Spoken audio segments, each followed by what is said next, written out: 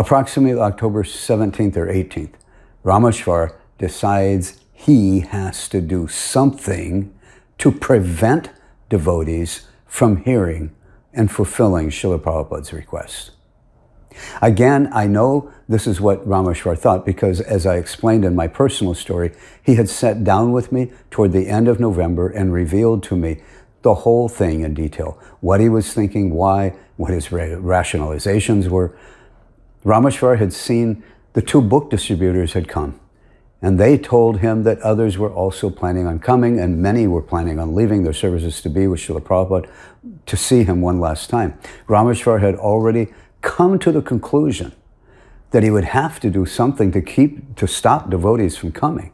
The Christmas marathons would be starting soon, and he feared if all the book distributors were to come to India in a few months, all of the temples will be foreclosed on by the banks, and all of ISKCON would be destroyed. That, Ramesvar had already come to that conclusion on just seeing those two Sankirtan devotees and based on what they told him. And this was before Srila Prabhupada had made this request that everyone come. So on hearing this, when Ramesvar heard that Prabhupada had actually requested everyone to come, Ramesvar told me, he said, and I'm quoting at least, paraphrasing from memory, I knew I had to do something to prevent devotees from hearing what Srila Prabhupada had said. He told me he had already come to that conclusion, that he knew he had to do something to keep devotees from coming, especially the book distributors. And now that Prabhupada has actually requested everyone to come, now more than ever he knew he had to do something. And so Ramesvar devises a plan. He decides that he'll come back to the US and he will personally tell the devotees, not just in the Los Angeles temple, but from his office in LA, he can now call all of the temples all over the world and tell them to tell the devotees in their temples not to come to Vrindavan. But he told me, who would listen to him? He said he knew the only way devotees would listen is if he told them that this is what Srila Prabhupada wanted. So his plan was not only to try to prevent devotees from hearing what Srila Prabhupada had requested, but his plan including lying to all of us, lying on Srila Prabhupada's name. He felt that this was the only way he could save ISKCON. From what?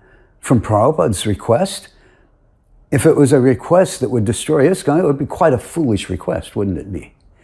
But Ramesvar, of course, he didn't think in that terms, Prabhupada is a foolish request. I would hope not.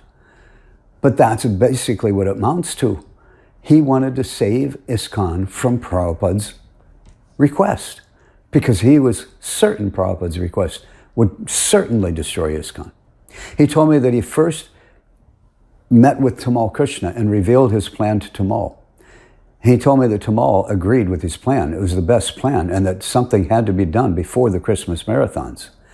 So Tamal suggested that they meet and discuss with other GBC members who were there in Vrindavan because it was going to take a collaborated effort amongst the other GBC men to make this plan work.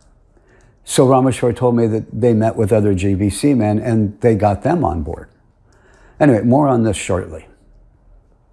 Right now I'm going to go to the next timeline, but I'll get back to this part of this event shortly.